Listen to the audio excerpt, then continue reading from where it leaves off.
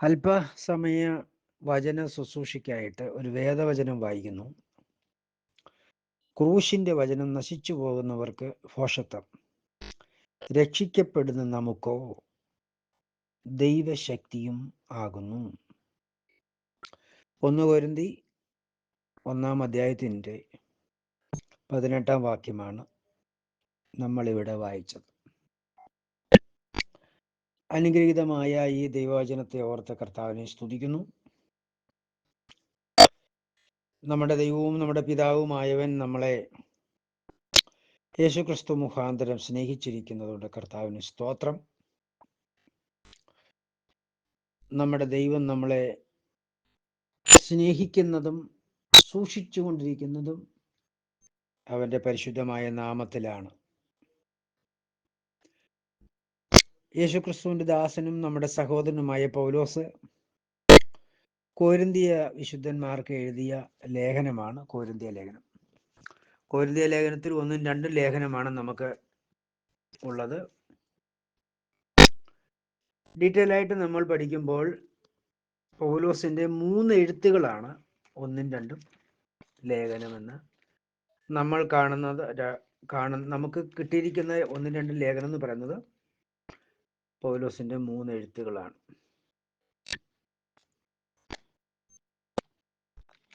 കൊരിന്തിയ പട്ടണത്തെ കുറിച്ച് സംസാരിച്ചാൽ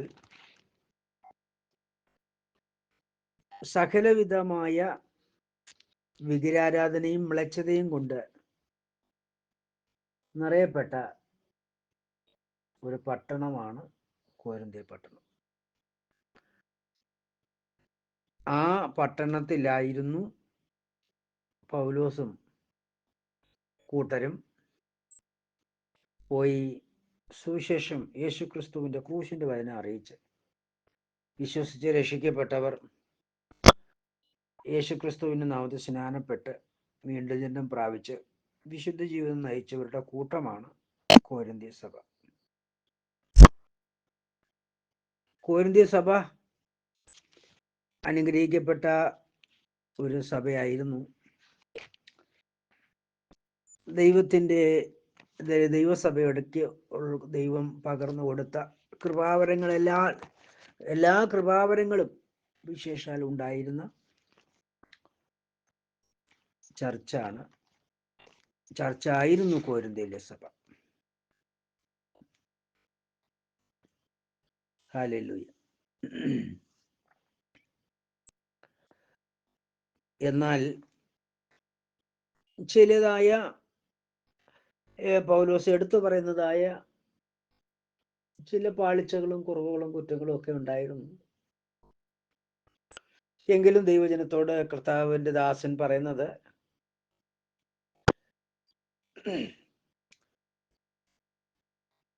എല്ലാവരെയും സ്നേഹിക്കുക, സഹോദര പ്രീതിയിൽ നിലനിൽക്കുക, പിന്മാറ്റക്കാരന് മാനസാന്തരപ്പെടുവാനുള്ള സാഹചര്യം ഒരുക്കി കൊടുക്കുക, നമ്മളെല്ലാവരും ക്ഷമിക്കുക, സഹിക്കുക, വിശുദ്ധിയും നയിക്കുക. ഇതാകുന്നു പൗലോസ് കൊരിന്തിയ സഭയ്ക്കുള്ള ലേഖനങ്ങളിൽ എഴുതി കൊടുത്തതിൽ പ്രധാനമായ കാര്യം. കർത്താവിനെ ഭക്തിയോട് സേവിക്കുക.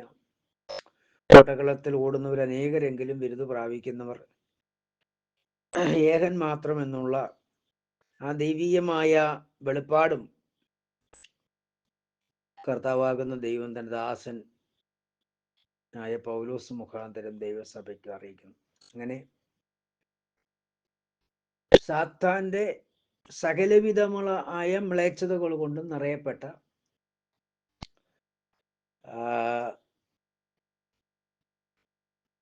ബാബേൽ,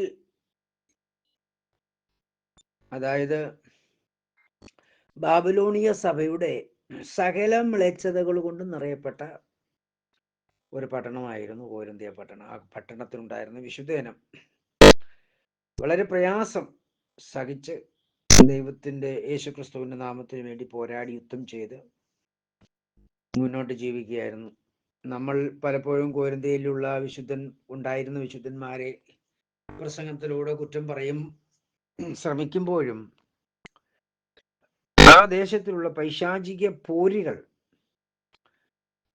വളരെ ശക്തമായിരുന്നു. അതുകൊണ്ട് ക്രിസ്തുവിൽ നിൽക്കുവാൻ ആഗ്രഹിച്ച പലരെയും ശത്രുവാകുന്നവൻ കീഴ്പ്പെടുത്തുവാൻ തക്കവണ്ണം ശ്രമിച്ചു. ദൈവവചനം പഠിപ്പിക്കുന്നത് പാപം പെരുകുന്നിടത്ത് കൃപ അത്യന്തം വർദ്ധിക്കുമെന്ന്. കൊരിന്ത്യ സഭയിൽ കൃപ അത്യന്തം വർദ്ധിച്ചിരുന്ന ഒരു സഭയാണ്.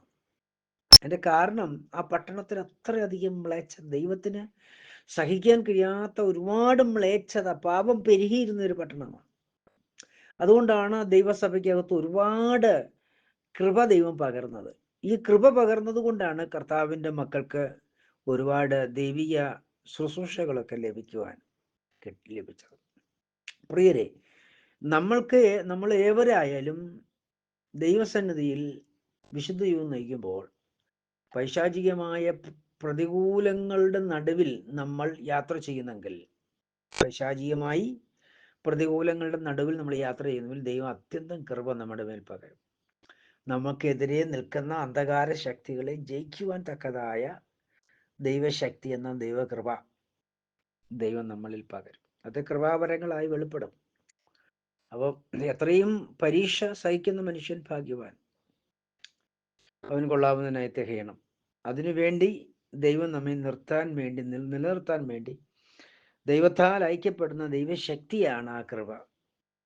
ഈ കൃപ പ്രാപിച്ചു മുന്നേറുവാൻ എക്കാലത്തും നമുക്ക് ഈ ദൈവകൃപ ആവശ്യമാണ്. ഹല്ലേലൂയ. അതുകൊണ്ട് ഈ കൃപയിൽ മുന്നേറുവാൻ സർവശക്തൻ നമ്മളെല്ലാവരെയും സഹായിക്കുമാറാകട്ടെ. കൊരിന്ത്യയിലുള്ള വിശുദ്ധന്മാരെ ദൈവം നിലനിർത്തിയിരുന്നത്, ആമേൻ, സ്തോത്രം, പിതാവിൻ്റെ പേരിലാണ് ദൈവം നിർത്തിയിരുന്നത്. ഇന്ന് നമ്മളെയും ദൈവം നിർത്തുന്നത് ദൈവത്തിൻ്റെ പേരിലാണ്. ദൈവത്തിൻ്റെ പേരിലൂടെ ദൈവം നമ്മളെ നിലനിർത്താൻ ആഗ്രഹിക്കുന്നത്. യോഹന്നാന്റെ സുവിശേഷം 17-ാം അധ്യായത്തിൻ്റെ 11-ാം വാക്യത്തിൽ ഇങ്ങനെ എഴുതിയിരിക്കുന്നു: ഇനി ഞാൻ ലോകത്തിൽ ഇരിക്കുന്നില്ല, ഇവരോ ലോകത്തിൽ ഇരിക്കുന്നു. ഞാൻ നിന്റെ അടുക്കൽ വരുന്നു. പരിശുദ്ധ പിതാവേ, അവർ നമ്മെപ്പോലെ ഒന്നാകേണ്ടതിന് നീ എനിക്ക് തന്നിരിക്കുന്ന നിന്റെ പേരിൽ അവരെ കാത്തുകൊള്ളണം. ദൈവം ഈ ഭൂമിയിൽ യേശുക്രിസ്തുവിന്റെ നാമത്തിൽ വേർപെട്ട ഓരോ വ്യക്തികളെയും ദൈവം പുലർത്തുന്നത് യേശുക്രിസ്തുവിന്റെ പേരിലാണ്. ഈ പേരിൽ പുലർത്തപ്പെടുക എന്ന് പറയുന്നത് സ്വർഗത്തിലും ഭൂമിയിലും വെച്ച ഒരു ഭാഗ്യം തന്നെയാണ്. പ്രിയരെ, യേശുക്രിസ്തുവിന്റെ പേരിൽ ഈ ഭൂമിയിൽ അറിയപ്പെടുക, യേശുക്രിസ്തുവിന്റെ പേരിൽ സ്വർഗത്തിലെ ദൈവം നമ്മെ കാത്തു പരിപാലിക്കുക, പുലർത്തുക, വിശുദ്ധീകരിച്ച് നടത്തുക എന്നൊരു ഭാഗ്യം നമുക്ക് ലഭിക്കുക എന്ന് പറയുന്നത് സ്വർഗത്തിലും ഭൂമിയിലും വെച്ച് ഏറ്റവും ശ്രേഷ്ഠമാണ്. ആ ഭാഗ്യം ലഭിച്ച നിങ്ങളെ ഓർത്ത് ഞാൻ കർത്താവിനെ സ്തുതിക്കുന്നു. ദൈവത്തിന്റെ കരുണയാലും കൃപയാലും ഈ ഭാഗ്യം എനിക്ക് ലഭിച്ചു. ഞാനൊരു കത്തോലിക്ക കുടുംബത്തിൽ ജനിച്ചു വളർന്ന വ്യക്തിയാണ്. ദൈവവചനം പഠിച്ചിട്ട് ഞാൻ ഒരു പെന്തക്കോസുകാരനായി നിങ്ങളോട് കഴിഞ്ഞ ക്ലിപ്പുകളിൽ സംസാരിച്ചിട്ടുണ്ട്.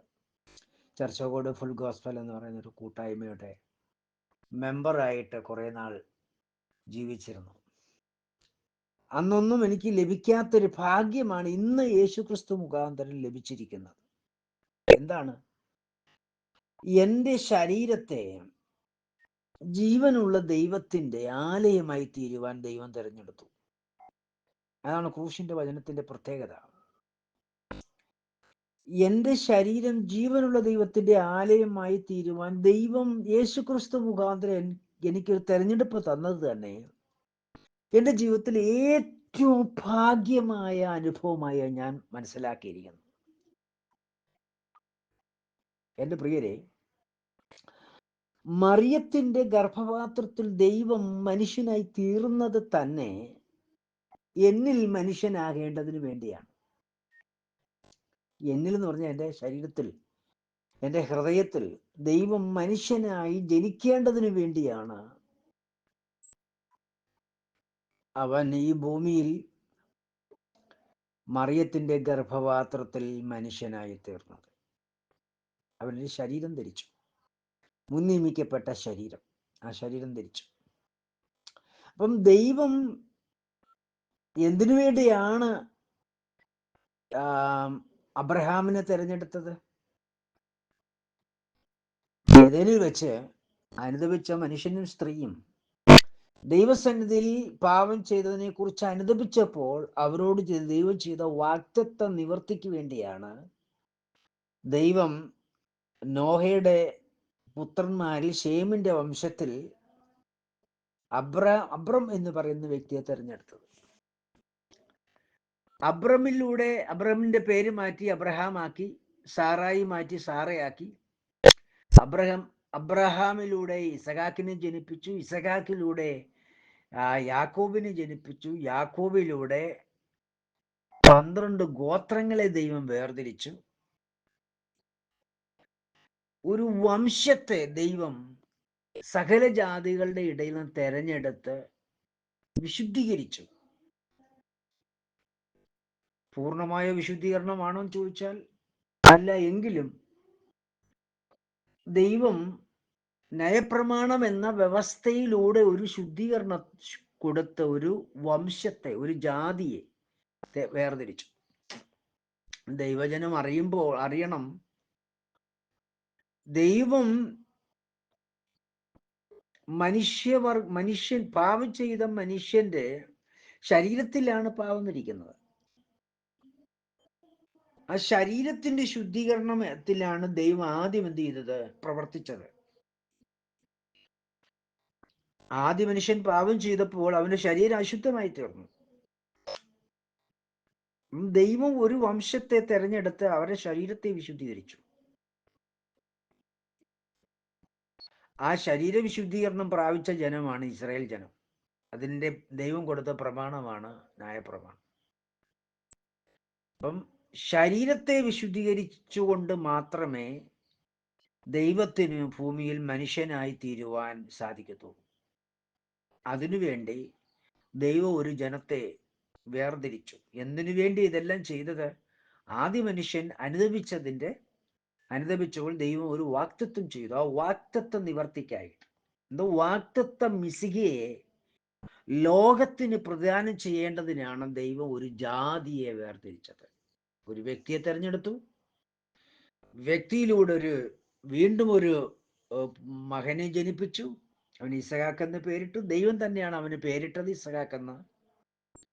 ഇസഹാക്കിൽ നിന്ന് 2 പുത്രന്മാർ ജനിച്ചെങ്കിലും ഒരുത്തനും ദൈവം വേർതിരിച്ചിട്ട് അവനും ദൈവം വേറൊരു പേരിട്ടു, ഇസ്രായേൽ എന്ന് പേരിട്ടു. ഇസ്രായേലിൽ നിന്ന് ഒരു ജാതിയെ ദൈവം വേർതിരിച്ചു. ആ ജാതിക്ക് പൂർണ്ണമായിട്ടും ദൈവഹിതപ്രകാരം ഒരു പ്രമാണം കൊടുത്തിട്ട് അവർ ശരീരത്തെ വിശുദ്ധീകരിച്ചു.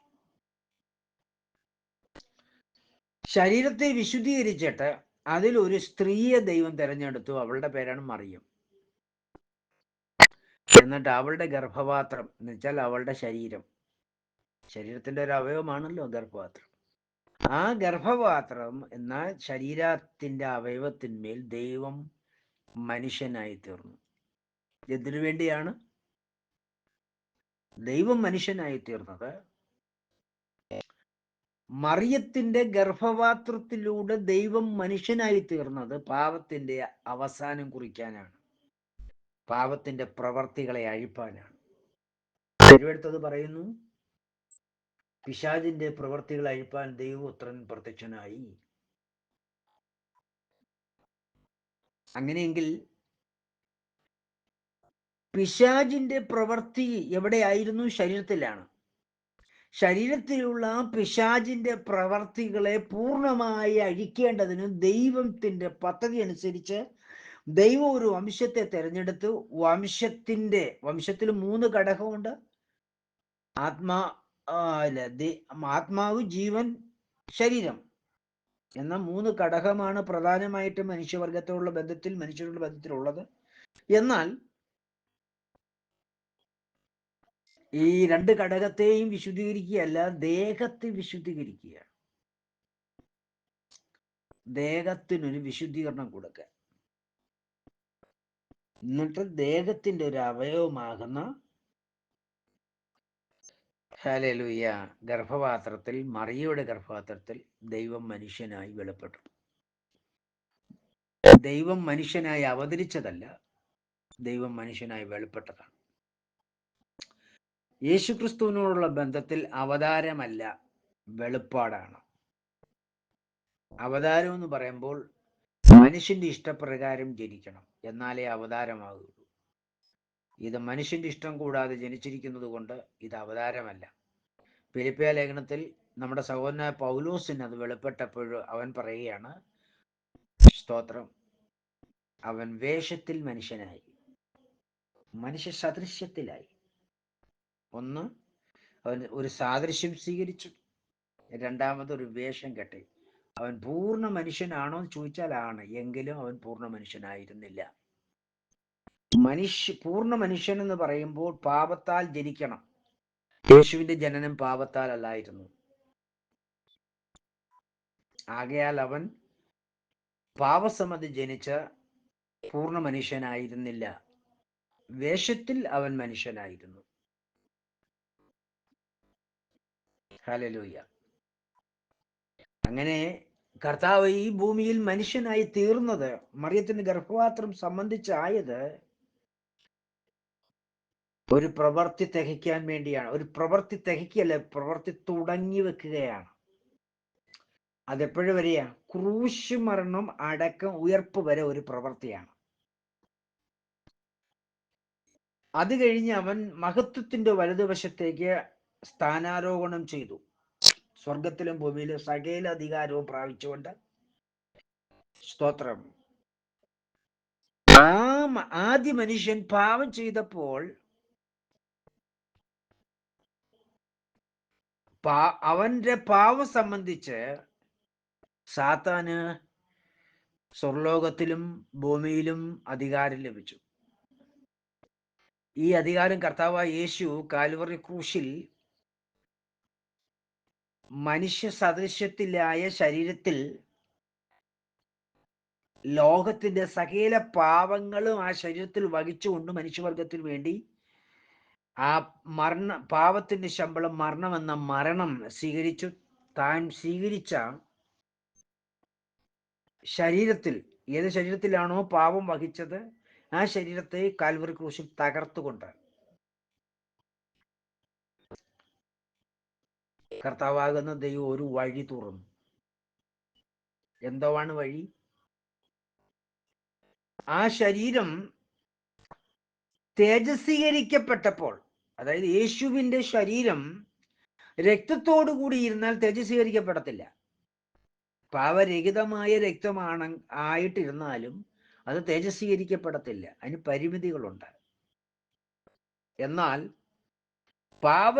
പാവം വഹിച്ച ശരീരവും രക്തവും കാൽവറി ക്രൂശിൽ തകർത്ത് കളഞ്ഞ് ശരീരത്തിലുള്ള രക്തം പൂർണ്ണമായും നീക്കിക്കളഞ്ഞ്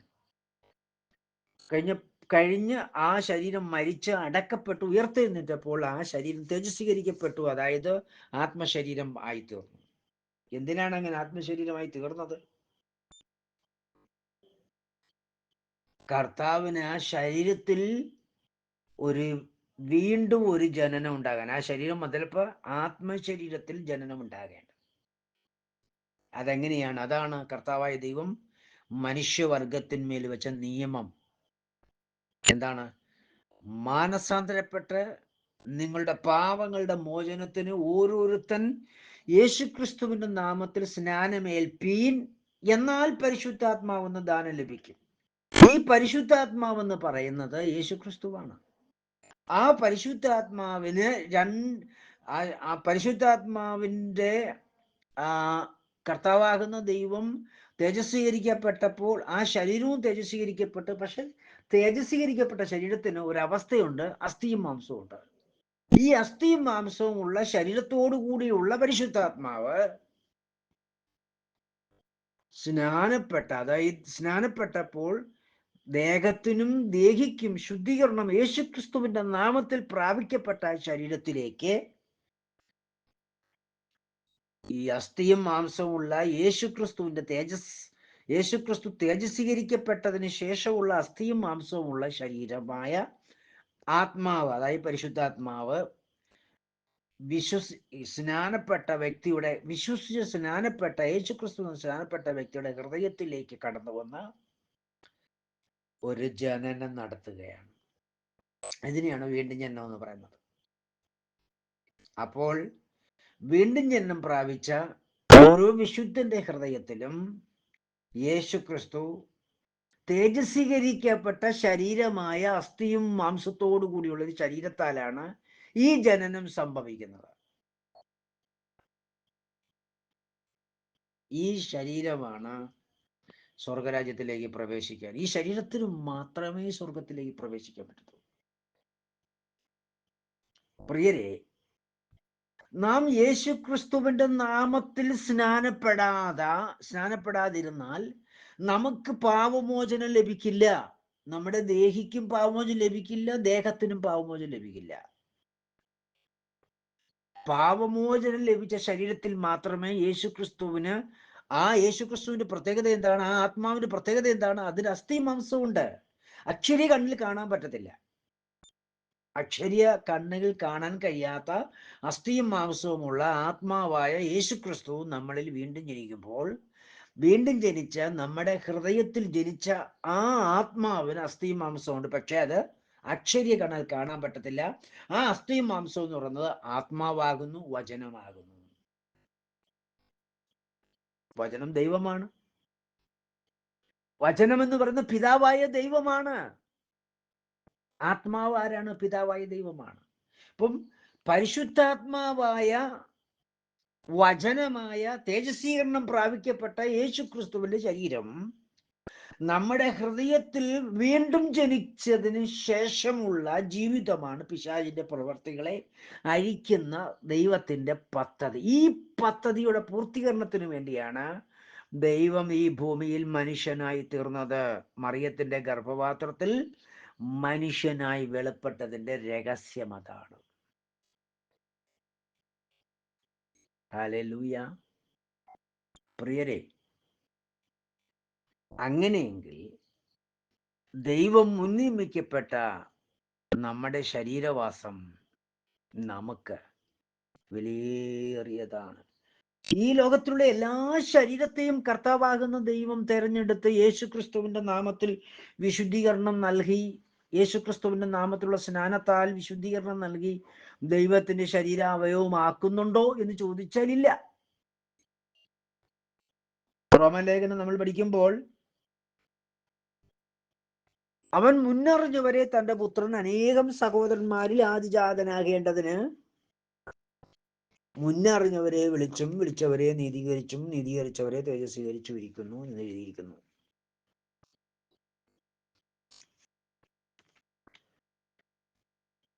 എട്ടാം അധ്യായത്തിന്റെ 29-ാം വാക്യം വായിക്കുമ്പോൾ, അവൻ മുന്നറിഞ്ഞവരെ, തന്റെ പുത്രൻ, വളരെ ശ്രദ്ധിക്കണം, അവൻ മുന്നറിഞ്ഞവരെ, അവിടെ കോമയില്ല, ചേർത്ത് എഴുതിയിരിക്കുകയാണ്. എങ്കിലും ദൈവം എന്നെ പഠിപ്പിച്ച രീതിയിൽ ഞാൻ നിങ്ങളോട് പറയുകയാണ്, ഒരു കുത്തോ കോമ അവിടെ ഇടുക. എന്നിട്ട് തൻ്റെ പുത്രൻ, അപ്പൊ ഈ മുന്നറിഞ്ഞവരാണ് തൻ്റെ പുത്രൻ. ഒരു ബഹുവചനമാണ് എഴുതിയത്. അവൻ ദൈവം, കർത്താവ് യേശു ക്രിസ്തു മുന്നറിഞ്ഞവരെ, അത് ബഹുവചനമാണ്. തൻ്റെ പുത്രൻ, ഈ മുന്നറിഞ്ഞവരെ എന്ന് പറയുന്ന ബഹുവചനമാണ് ഈ തൻ്റെ പുത്രൻ. അനേകം സഹോദരന്മാരിൽ ആദിജാതനാകേണ്ടത്. അനേകം സഹോദരന്മാർ എന്ന് പറഞ്ഞാൽ ആരാണ്?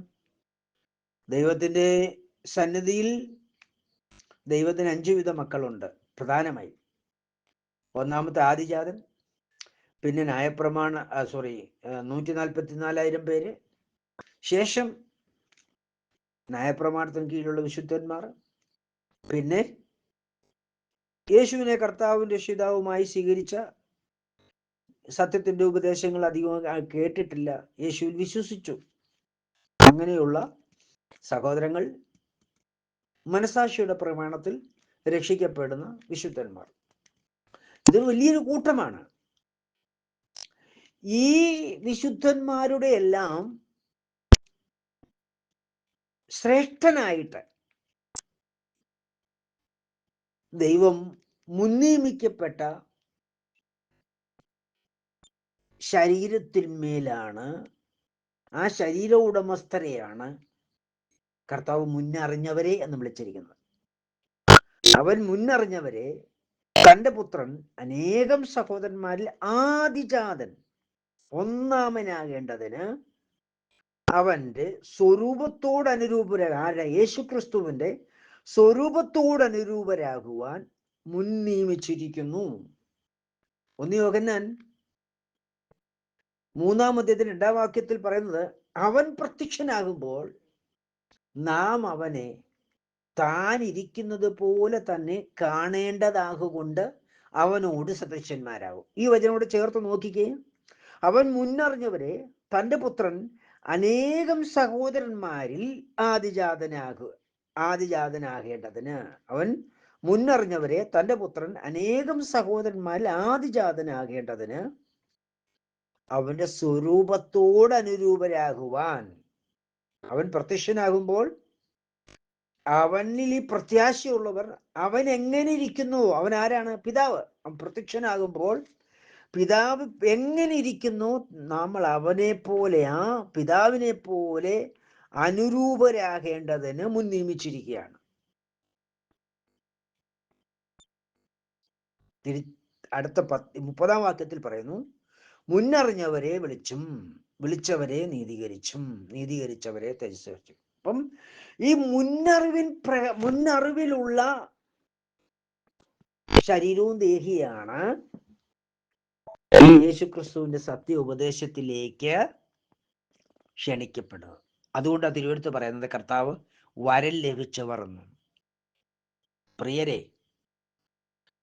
എന്നെ കേൾക്കുന്ന തൃത്വവിശ്വാസത്തിലുള്ള സഹോദരന്മാരെ, സഹോദരിമാരെ,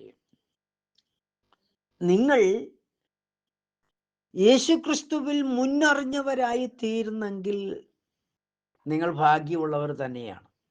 അങ്ങനെയെങ്കിൽ നിങ്ങൾക്ക് യേശുക്രിസ്തുവിന്റെ അതിപരിശുദ്ധമായ നാമത്താലുള്ള ശുദ്ധീകരണവും വേർപാടും വിശുദ്ധിയും ഉണ്ടാകുകയും യേശുക്രിസ്തുവിന്റെ നാമത്തിൽ സ്വർഗം നിങ്ങളെ കാത്തു സൂക്ഷിക്കുകയും ചെയ്യുമായിരുന്നു.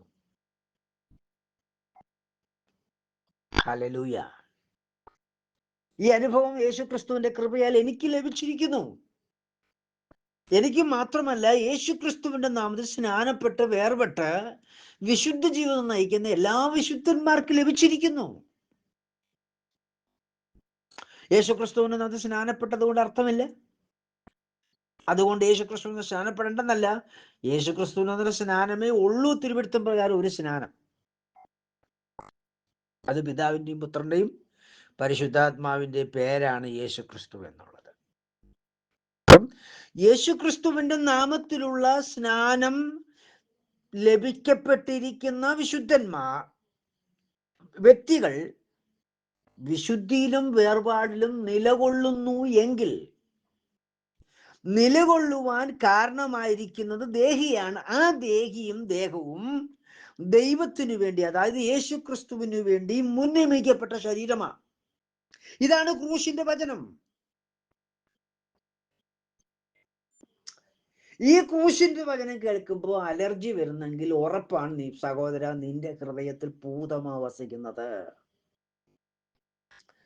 യേശുക്രിസ്തുവിന്റെ നാമത്തിലുള്ള സ്നാനവും വേർപാടും വിശുദ്ധിയുടെയും സത്യത്തിന്റെ ഉപദേശം കേൾക്കുമ്പോൾ നിന്റെ ഹൃദയത്തിൽ, സ്തോത്രം, നിനക്ക് അത് അലർജിയായിട്ട് തോന്നുന്നെങ്കിൽ ഉറപ്പാണ് നിന്റെ ഹൃദയത്തിൽ ഭൂതമാണ്, സാത്താനാണ്, നിന്നെ ചതിച്ചുകൊണ്ടിരിക്കുകയാണ്. പ്രിയരെ, അങ്ങനെ നിങ്ങൾ ചതിക്കപ്പെടണമെന്ന് ദൈവം ആഗ്രഹിക്കുന്നില്ല. പ്രിയരെ, യേശുക്രിസ്തുവിന്റെ നാമത്തിൽ സ്നാനപ്പെട്ട് വേർപെടുവാൻ ഈ ഭൂമിയിൽ വെച്ച് ദൈവം ഭാഗ്യം നൽകിയിട്ടുണ്ട്. ആ വേർപാട് ആചരിക്കുവാൻ ദൈവം നിനക്ക് ഭാഗ്യം നൽകിയിട്ടുണ്ടെങ്കിൽ നിന്റെ ശരീരം ദൈവം മുൻനിയമിച്ചതാണ്, നിന്റെ ദേഹിയെയും ദൈവം മുൻനിയമിച്ചതാണ്. കാരണം നിന്റെ ഹൃദയം എന്ന ശരീരത്തിലാണ് ദൈവം വീണ്ടും ജനിക്കുന്നത്. യേശുക്രിസ്തു എന്ന ഏക ദൈവം നിന്റെ ഹൃദയത്തിലാണ് വീണ്ടും ജനിക്കുന്നത്. ഈ വീണ്ടും ജനനം എന്ന് പറയുമ്പോൾ തന്നെ സഹോദര ശ്രദ്ധിച്ചു നോക്കിക്കേ. ഈ യേശുക്രിസ്തുവിന്റെ ആത്മാവ് എന്നോ ഒരിക്കൽ ഒരു വ്യക്തിയിൽ ജീവനായി ഉണ്ടായിരുന്നു. ആ വ്യക്തിയുടെ പാപം നിമിത്തം ആത്മാവ് അവനെ വിട്ടുപോയി, വേർപെട്ടു, മരിച്ചു. മരണം എന്ന വാക്കിന്റെ അർത്ഥം വേർപാടെന്ന. അങ്ങനെയെങ്കിൽ ആദ്യ മനുഷ്യൻ പാപം ചെയ്തപ്പോൾ അവനിൽ ഉണ്ടായിരുന്ന ആത്മാവ്, ദൈവം ഒരാത്മാവിനെ അവന്റെ മൂക്കിൽ ഊതിയല്ലോ. ആ ഊതിയ ആത്മാവ് അത് പരിശുദ്ധാത്മാവായിരുന്നു. അതുകൊണ്ടാണ് യേശു ക്രിസ്തു ഉയർത്തെഴുന്നേറ്റ് ശിഷ്യന്മാരെ അരികെ വന്നിട്ട് നിങ്ങൾ പരിശുദ്ധാത്മാവിനെ കൈക്കൊള്ളുവീൻ എന്ന് പറഞ്ഞുകൊണ്ട് അവരുടെ മേൽ ഊതി എന്ന് തിരുവഴുത്തിൽ വ്യക്തമായി എഴുതിയിരിക്കുന്നു. ഏതേനിൽ വെച്ച് അവരെ വിട്ടുമാറിയ, അവർ പാപം ചെയ്തത് കൊണ്ട് അവരുടെ ദേഹവും അശുദ്ധമായതുകൊണ്ട് അവരെ വിട്ടുമാറിയ, അതിനെയാണ് മരണം എന്ന് പറയുന്നത്. വേർപെട്ടുപോയ അതേ ആത്മാവ് നമ്മളിൽ വീണ്ടും ജനിക്കുന്നതിന് അടിസ്ഥാന കാരണമാണ് യേശുക്രിസ്തുവിന്റെ നാമത്തിലുള്ള പാപമോചനം. യേശുക്രിസ്തുവിന്റെ നാമത്തിലുള്ള പാപമോചനം സമം യേശുക്രിസ്തുവിന്റെ നാമത്തിലുള്ള സ്നാനം. യേശുക്രിസ്തുവിന്റെ നാമത്തിൽ സ്നാനപ്പെട്ടാലേ ഈ പാപമോചനം ലഭിക്കുകയുള്ളൂ. തിരുവഴുത്തും പ്രകാരം ഒറ്റ സ്നാനമേ ഉള്ളൂ, അത് യേശുക്രിസ്തുവിന്റെ പേരിലുള്ള സ്നാനമാണ്. അത് പിതാവിന്റെയും പുത്രന്റെയും പരിശുദ്ധാത്മാവിന്റെ പേരാണ് യേശുക്രിസ്തു എന്നുള്ളത്. യേശുക്രിസ്തുവിന്റെ നാമത്തിൽ സ്നാനപ്പെട്ട് വേർപെട്ട് കഴിയുമ്പോൾ പ്രിയരെ, നിങ്ങളുടെ ഹൃദയത്തിൽ ദൈവം മനുഷ്യനായി ജനിക്കുകയാണ്. സ്തോത്രം. ദൈവം മനുഷ്യനാകുക നിങ്ങളുടെ ഹൃദയത്തിൽ. എന്തിനു വേണ്ടി? പിശാചിന്റെ പ്രവൃത്തി അഴിപ്പാൻ. അപ്പം ദൈവം മനുഷ്യനാകുവാൻ മുൻനിയമിക്കപ്പെട്ട ശരീരമാണ് നിന്റെ ശരീരവും നിന്റെ ദേഹിയുമെങ്കിൽ നീ ധന്യനാണ്, നീ ഭാഗ്യവാനാണ്. ഈ അനുഭവം പ്രാപിച്ചിട്ടുള്ള വിശുദ്ധ ജീവിതം നയിക്കുന്ന ദൈവത്തിന്റെ പൈതലേ, നീ ഭാഗ്യവാനാണ്. ഈ ഭൂമിയിൽ മനുഷ്യവർഗങ്ങളിൽ വെട്ട ഏറ്റവും ഭാഗ്യവാൻ നീയാണ്. സ്തോത്രം. കാരണം മഹാദൈവം മനുഷ്യനായി തീരുവാൻ നിന്റെ ശരീരത്തെ തെരഞ്ഞെടുത്തു. 1 കൊരിന്ത്യർ 3:16 പറയുന്നു, നിങ്ങൾ ദൈവത്തിന്റെ മന്ദിരം. ആ ശരീരമാണ് മന്ദിരം. നിങ്ങൾ ദൈവത്തിന്റെ മന്ദിരമെന്നും ദൈവത്തിന്റെ ആത്മാവ്, അതായത് യേശുക്രിസ്തു നിങ്ങളിൽ വസിക്കുന്നു എന്നും അറിയുന്നില്ലയോ? എവിടെ വസിക്കുന്നത്? നീ എന്ന ശരീരത്തിലെ വസിക്കുന്നത്. അപ്പൊ നിന്റെ ശരീരമാണ് ദൈവത്തിന്റെ ആലയമായി തീർന്നത്. എപ്പോഴാണ്? നീ മാനസാന്തരപ്പെട്ട് നിന്റെ പാപങ്ങളുടെ മോചനത്തിന് യേശുക്രിസ്തുവിനെ നാം സ്നാനപ്പെടുത്തി പെട്ടപ്പോൾ, അവൻ സ്നാപകൻ നിന്റെ പാപത്തിന്റെ മോചനത്തിനായി യേശുക്രിസ്തുവിന്റെ പേരിൽ ഞാൻ നിന്നെ ജലാശയം സ്നാനപ്പെടുത്തുന്നു എന്ന് പറഞ്ഞുകൊണ്ട് വെള്ളത്തിൽ പൂർണ്ണമായും മുക്കിപ്പൊക്കുമ്പോൾ നിന്റെ ശരീരം ദേഹിയും യേശുക്രിസ്തുവിന്റെ നാമത്താൽ വിശുദ്ധീകരിക്കപ്പെടുന്നു. ആകയാൽ ദൈവപൈതലേ, നീ ധന്യനാണ്, നീ ഭാഗ്യവാനാണ്. കാരണം ഈ ശരീരത്തെ ദൈവം മുൻ നിയമിച്ചതാണ്. ഇതാണ് പ്രിയരെ ക്രൂശിന്റെ വചനം. 1 കൊരിന്ത്യർ 1:18 ക്രൂശിന്റെ വചനം നശിച്ചു പോകുന്നവർക്ക് പോഷത്വം. വിശ്വസിക്കുന്ന ഏവർക്കും ദൈവത്തിന്റെ ശക്തി സമം യേശുക്രിസ്തുവാണ്. അപ്പം യേശുക്രിസ്തു എന്ന ദൈവശക്തി ആർക്ക് ലഭിക്കുന്നു? യേശുക്രിസ്തുവിന്റെ നാമത്തിലുള്ള, യേശുക്രിസ്തുവിന്റെ പേരിൽ ശുദ്ധീകരണം പ്രാപിക്കപ്പെട്ട ശരീരത്തിലും ദേഹിയിലും ലഭിക്കുന്നു. ആ ശക്തിയുടെ അളവ് എത്ര വർദ്ധിക്കുന്നു, എത്ര വിശ്വസിച്ച് ഏൽപ്പിച്ചു കൊടുക്കുമോ അത്രത്തോളം ആ ശക്തി വർദ്ധിപ്പിച്ചു തരുവാൻ സർവശക്തൻ മതിയായവന്. അതുകൊണ്ട് എന്നെ കേൾക്കുന്ന എൻ്റെ പ്രിയരെ, ദൈവം അനുകൂലമെങ്കിൽ പ്രതികൂലം നമുക്ക് ദൈവം അനുകൂലമാണ്. ഈ അനുകൂലമായത് ഈ ഭൂവാസം കൊണ്ടല്ല. അതാ മുന്നമേ നമ്മൾ ചിന്തിച്ചത്. അവൻ മുന്നറിഞ്ഞവരെ, തൻ്റെ പുത്രൻ അനേകം സഹോദരന്മാരിൽ ആദിജാതനാക്കേണ്ടതിന് മുൻ നിയമിച്ചിരിക്കുന്നു. ആ മുന്നറിഞ്ഞവരെ വിളിച്ചവരെ നീതീകരിച്ചും നീതീകരിച്ചവരെ തിരസ്കരിക്കും. അപ്പോൾ ഈ ശരീരത്തെ ദൈവം നമുക്ക് ഈ ഭൂമിയിൽ, നമുക്കതത് മാതാപിതാക്കളില്ല, നമ്മൾ ഈ ഭൂമിയിൽ ജഡം സംബന്ധിച്ച് ജനിച്ചതെങ്കിലും ഈ ശരീരം ദൈവം മുൻ നിയമിച്ചതാണ്. ഹല്ലേലൂയ. അനുഗ്രഹീതമായ ഞാൻ എൻ്റെ വിഷയത്തോടുള്ള ബന്ധത്തിൽ പറഞ്ഞാൽ, എൻ്റെ ഈ ശരീര ജനനവാസത്തെ ഞാൻ കർത്താവിൽ സന്തോഷിക്കുന്നു. കാരണം എൻ്റെ ഈ ശരീരത്തെ ദൈവം മുൻനിയമിച്ചതല്ലോ. അങ്ങനെ ദൈവം എന്നിൽ പ്രസാദിക്കുവാൻ ദൈവം എന്നെ മുൻനിയമിച്ചതിനായി ഞാൻ കർത്താവിനെ വാഴ്ത്തുന്നു. എൻ്റെ വാക്കുകൾ ഞാൻ നിർത്തട്ടെ. എൻ്റെ പ്രിയരെ, സ്തോത്രം. സമയം തീർന്നുവല്ലോ. ക്രൂശിത വചനം നശിച്ചു പോകുന്നവർക്ക് പോഷത്വം, വിശ്വസിക്കുന്നവർക്ക് ദൈവത്തിൻ്റെ ശക്തി. ഈ വചനങ്ങളാൽ ദൈവം നിങ്ങളെ അനുഗ്രഹിക്കട്ടെ, സഹായിക്കട്ടെ.